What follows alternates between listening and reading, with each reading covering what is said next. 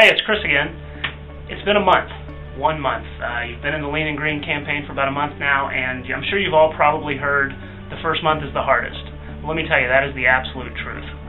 Anyone who's made it beyond a month, I don't know what the stats are, but your chances of success and weight loss and getting healthy have to be just so much higher if you can get through that first month. So for those that have hung with it, that have stayed with it for a month, congratulations. I can tell you truthfully, you've made it through the hardest part of this journey.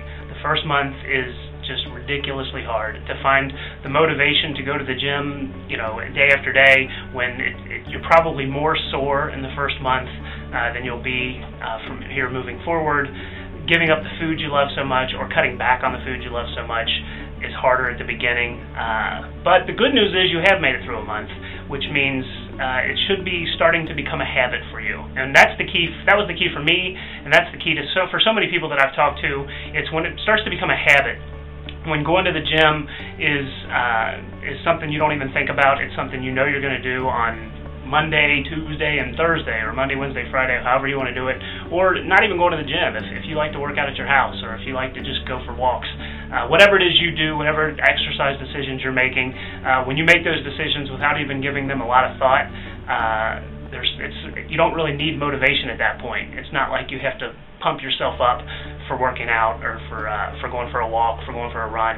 You just do it. It's just part of who you are. It's part of what you do. And that should start happening about now. For me, that happened at about a month. My first month, to be perfectly honest, I did nothing but ride a recumbent bike as much as I could ride it. I rode it till about my legs felt like they were about to fall off. But it's about all. At the time, I thought it was all I could do. It was the only thing that felt comfortable for me. But I'll tell you, after about a month doing anything repeatedly over and over, day in and day out, it can get boring.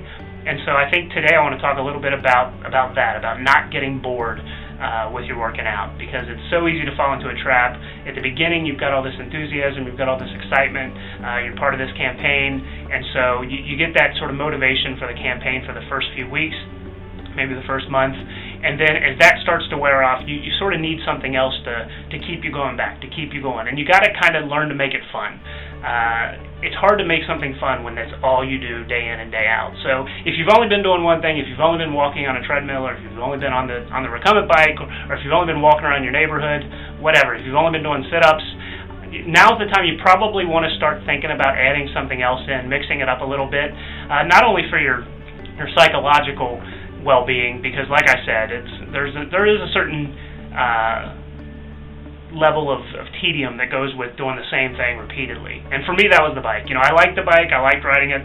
It was definitely working. I was losing weight in the first month, but after about a month, it was getting to the point where I kind of dreaded that boredom more than the workout itself. So I hopped on the treadmill, started doing the treadmill. I did that for about a month, and then started to feel the same way about the treadmill. That's when I started the elliptical.